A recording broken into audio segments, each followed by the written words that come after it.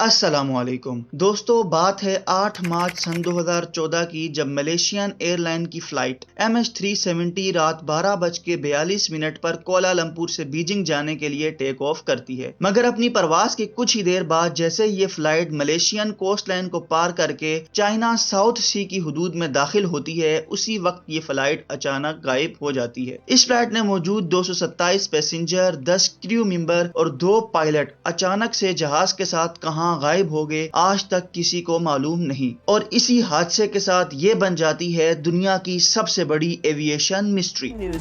Malaysia Airlines flight MH370 Flight MH370 disappeared en route to Beijing. मगर आज 8 सालों बाद इस जहाज की मौजूदगी का एक सुराग मिला है कि आखिर ये जहाज कहां गया होगा। तो फ्रेंड्स, आज आप फन फैक्ट्स के साथ जानेंगे दुनिया की सबसे बड़ी एविएशन मिस्ट्री MH370 के बारे में। फ्रेंड्स, मलेशिया से चाइना तक जाने के लिए हमेशा की तरह मलेशिया के कैपिटल कोलालमपुर से एक फ्लाइट MH370 टेक ऑफ करती है। मगर इस तारीख यानी 8 मार्च 2014 को रात 12:42 पर उड़ान भरने वाली ये फ्लाइट चाइना के कैपिटल बीजिंग तक नहीं पहुंच सकती और अपनी उड़ान के सिर्फ 40 मिनट के बाद ही गायब हो जाती है। इस फ्लाइट में मौजूद 227 लोगों को अपनी मंजिल पर पहुंचाने के लिए 2 वेल एक्सपीरियंस पायलट कैप्टन जहरी अहमद शाह और फरीक अब्दुल हमीद के साथ साथ 10 क्रू मेंबर भी शामिल थे। रेगुलर बेसिस पर उड़ने वाली इस परवास का कुल सफर 534 मिनट का होता था, मगर हमेशा की तरह इसमें ज्यादा फ्यूल डाला गया, जिसकी वजह से वो 741 मिनट तक परवास कर सकती थी। ऐसा इसलिए किया गया कि अगर फ्लाइट में कोई टेक्निकल खराबी आ जाए तो 2.25 घंटे का वक्त पायलट्स के लिए एक्स्ट्रा हो। रात 12:42 पर इस जहाज ने टेक ऑफ किया और 26 मिनट अपनी सिमत में चलने के बाद रात 1:08 पर यह जहाज मलेशियन कोस्ट लाइन को क्रॉस करके साउथ चाइना सी में दाखिल हो जाता है। इस वक्त जहाज के कैप्टन जहरी अहमद शाह रिपोर्ट करते हैं कि जहाज का लेवल 35,000 फीट है और इस वक्त तक सब कुछ बिल्कुल नॉर्मल चल रहा था। मगर इसके 11 मिनट बाद यानी 1:19 पर एरोप्लेन पहुंचता है वियतनाम की एयर जुरिस्डिक्शन के अंदर और कोलालमपुर एयर कंट्रोल फ्लाइट को ये मैसेज सेंड करता है, मलेशियन 370 कॉन्टैक्ट हो ची मिन 120.9 गुड नाइट। इसके जवाब में कैप्टन जहरी अहमद शाह एयर कंट्रोल को कहते हैं गुड नाइट मलेशियन 370।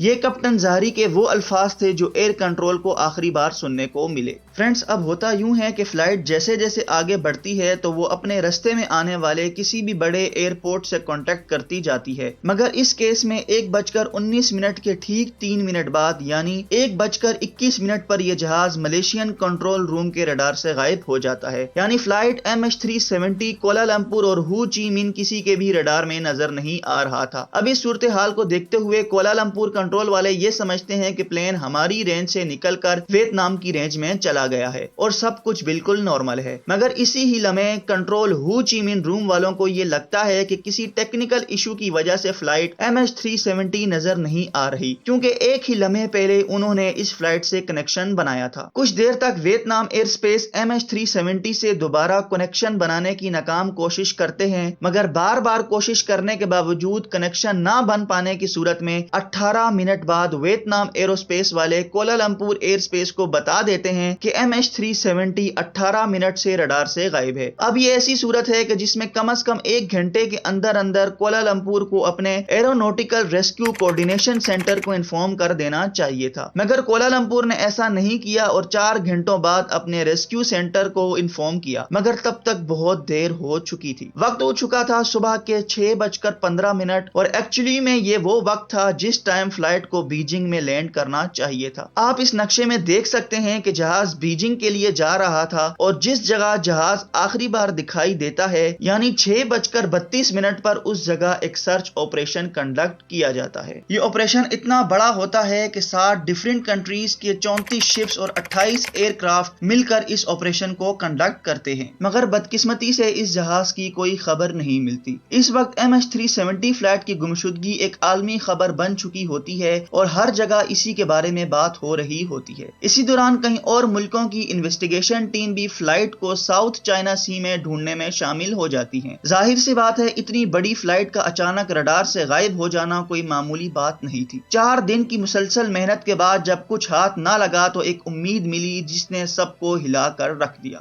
8 مارچ 2014 کو رات 1:21 پر جب فلائٹ رڈار سے غائب ہوئی تھی تو وہ سویلین رڈار سے غائب ہوئی تھی، مگر 12 مارچ 2014 کو ملٹری کے ایک رڈار پر فلائٹ کی لوکیشن دیکھی گئی اور وہ 1 گھنٹے ایکسٹرا یعنی 1:21 تک نہیں بلکہ 2:22 تک دکھائی دیتی رہی۔ رڈار میں صاف صاف دیکھا جا سکتا ہے کہ 1:21 کے بعد فلائٹ نے کچھ منٹ کے لیے رائٹ پر چلنا شروع کیا اور پھر اس کے بعد واپس ملیشیا کی طرف ٹرن کیا اور پورے 31 منٹوں کے بعد فلائٹ نے ملیشیا کے شہر پیگنگ کو کراس کیا اور ملاکا اسٹریٹ کی طرف ٹرن کر گیا۔ رات 2:22 پر جب آخری بار اس فلائٹ کی لوکیشن دیکھی گئی تو وہ ملاکا اسٹریٹ میں اندمانا اور نکوبار آئس لینڈ کے پاس پائی گئی جو بیجنگ کی بالکل اپوزٹ سائڈ تھی۔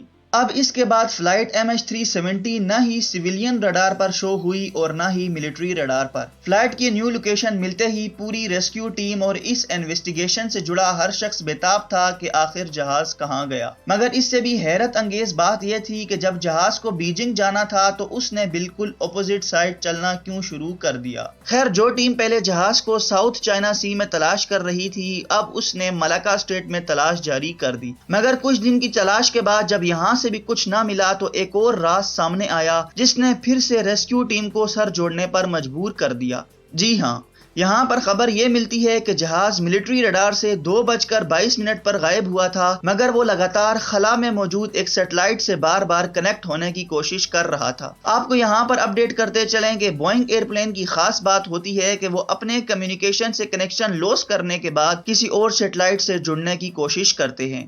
MH370 اپنے سے 35,000 کلومیٹر دور ایک سیٹلائٹ ان مارچ سے وقفے سے بار بار کنیکٹ کرنے کی کوشش کرتا رہا مگر ناکام ہوا۔ اسے دیکھتے ہوئے ایکسپرٹس اور سائنٹسٹ نے یہ مشورہ کیا کہ جب جہاز نے ان مارچ سے جڑنے کی کوشش کی ہوگی تو سیٹلائٹ جہاز کی طرف مڑا ہوگا، جس کے باعث سیٹلائٹ نے اینگل تو ضرور بنایا ہوگا۔ تو اسی اینگل اور کچھ میتھمیٹیکل کیلکولیشن کے بعد سائنٹسٹ نے یہ پتہ لگایا کہ 2:22 پر ملٹری رڈار سے غائب ہونے کے بعد جہاز نے ایک اور ٹرن لیا اور اگلے 5 گھنٹوں تک انڈین اوشین کے اوپر فلائی کرتا رہا۔ صبح 8:19 پر MH370 نے آخری بار سیٹلائٹ سے کنیکشن کیا اور یہ اس جہاز کا آخری سگنل تھا۔ اس کے بعد اس جہاز کی کوئی خبر نہ ملی، یعنی جب پہلی دفعہ ریسکیو ٹیم جہاز کو ساؤتھ چائنا سی میں تلاش کر رہی تھی ٹھیک اسی وقت یہ جہاز انڈین اوشین پر پرواز کر رہا تھا۔ خیر، کچھ اور میتھمیٹیکل کیلکولیشن اور جہاز میں بچے فیول سے یہ اندازہ لگایا گیا کہ جہاز کا فیول اس لوکیشن پر ختم ہوا ہے جو لوکیشن آسٹریلیا سے 2000 کلومیٹر دور بنتی ہے۔ اب مسئلہ یہ تھا کہ انڈین اوشین کا یہ کروڈ حصہ پورے انڈیا سے بھی بڑا ہے اور یہاں عام طور پر زیادہ حصہ کبھی ایکسپلور بھی نہیں کیا گیا، اور پھر اسی چیز کو مد نظر رکھتے ہوئے اس پوائنٹ آف ٹائم میں سٹارٹ کیا گیا دنیا کا سب سے بڑا اور سب سے مہنگا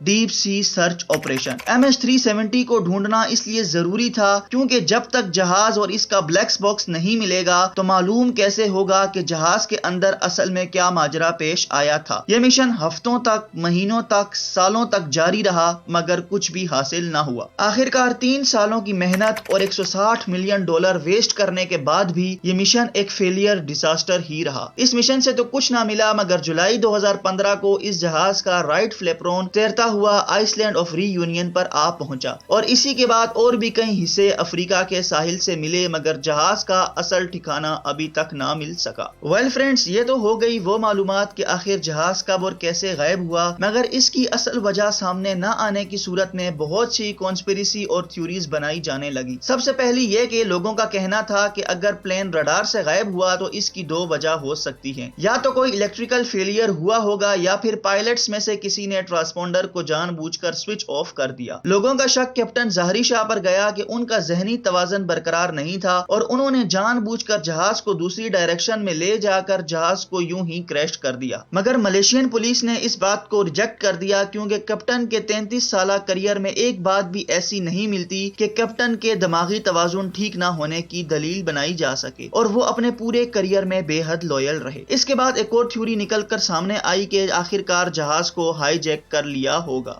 ایسا اس لیے کہا گیا کیونکہ ایروپلین میں موجود پوریا نور محمد مہرداد اور دلاور سید محمد رضا غیر قانونی یعنی جعلی پاسپورٹ کے ساتھ سفر کر رہے تھے۔ یہ دونوں بندے ایران سے تعلق رکھتے تھے اور دراصل انہوں نے اٹلی اور آسٹریلیا کا جعلی پاسپورٹ بنا رکھا تھا اور یہ اس جہاز کو ہائی جیک کرنے والے تھے، مگر اس تھیوری کو بھی ریجیکٹ کر دیا گیا کیونکہ اس جعلی پاسپورٹ کے علاوہ ایسی کوئی حرکات و سکنات دیکھنے کو نہیں ملی جس سے یہ لگے کہ یہ جہاز کو ہائی جیک کرنے والے تھے، اور اگر ان کا ایسا ارادہ بھی ہوتا تو ہائی جیک کرنے کے بعد ان کی کوئی ڈیمانڈ ہوتی، نہ کہ وہ پورے جہاز کو اتنی دور لے جا کر کریش کر دیتے۔ اب اس کے بعد ایسا بھی کہا جانے لگا کہ اس جگہ کوئی برمودا ٹرائنگل ہوگا یا اس جہاز کو ایلینز نے غائب کر دیا، اور اس طرح کی اور بھی عجیب و غریب باتیں کی جانے لگی جس کا حقیقت سے کوئی تعلق نہیں۔ لیکن آخرکار اس تھیوری پر اتفاق کیا گیا کہ جب جہاز 1:21 پر رڈار میں تھا اس وقت جہاز میں کوئی ٹیکنیکل فیلئر آیا ہوگا تو پائلٹس نے جہاز کو واپس موڑا کہ واپس ملیشیا جا سکیں، مگر شاید کسی وجہ سے سب بے ہوش ہو گئے اور جہاز آٹو پائلٹ پر اس وقت تک چلتا رہا جب تک اس میں فیول موجود تھا۔ مگر پھر بھی یہ ایک تھیوری ہے کیونکہ جب تک جہاز میں موجود بلیک باکس نہیں ملے گا اس وقت تک اصل حقیقت سامنے نہیں آئے گی۔ لیکن فرینڈز، کچھ عرصے پہلے یعنی فروری 2022 کو جب اس بات کو پورے 8 سال گزر چکے ہیں، اس جہاز کے ملنے کا امکان ہوا ہے۔ رچرڈ گوڈفرے جو کہ ایک برٹش ایروسپیس انجینئر ہیں، انہوں نے اس بات کا دعویٰ کیا ہے کہ وہ آخر جانتے ہیں کہ جہاز کون سے حصے میں ہے۔ دراصل رچرڈ گوڈفرے نے ویک سگنل پروپیگیشن انالائسس کے ذریعے یہ بتایا ہے کہ آخر جہاز سمندر کے کس حصے میں موجود ہے، اور حیرت انگیز طور پر یہ انڈین اوشین کا وہی حصہ ہے جہاں deep sea search operation conduct کیا جاتا رہا۔ اب یہ ایک قسم کی ریڈیو ویو ٹیکنالوجی ہے جو ریڈیو ویو کے ریفلیکشن کو اینالائز کر کے ایٹماسفیئر سے ریفلیکٹ ہوتی ہے، اور اگر درمیان میں سے کوئی پلین گزرتا ہے تو اس کا ایک ویک سگنل بناتی ہے۔ یہ لوکیشن انڈین اوشین میں 4000 میٹر نیچے ہے، اور یہ اتنی ہی گہرائی ہے جتنی گہرائی میں ٹائٹینک جہاز 74 سالوں کے لیے سمندر میں دفن رہا۔ اب ملیشین گورنمنٹ رچرڈ گوڈفرے کی اس ریسرچ کو کتنا سیریس لیتی ہے اور اس جگہ دوبارہ سرچ آپریشن کنڈکٹ کراتی ہے یا نہیں، یہ تو وقت ہی بتائے گا۔ تو فرینڈز، یہ تھی دنیا کی سب سے بڑی ایویشن مسٹری جس کو فن فیکٹس نے اپنی ویڈیو میں ایکسپلین کیا۔ ہم امید کرتے ہیں آپ کو ویڈیو ضرور پسند آئی ہوگی۔ ویڈیو پسند آئی تو ویڈیو کو لائک اور شیئر کریں۔ مزید اسی طرح کی انفارمیٹو ویڈیو دیکھنے کے لیے ہمارے چینل فن فیکٹس کو بھی ضرور سبسکرائب کر لیں۔ ہم ملتے ہیں آپ کے ساتھ کسی اور انفارمیٹو ویڈیو میں، تب تک رکھیے اپنا خیال۔ اللہ حافظ۔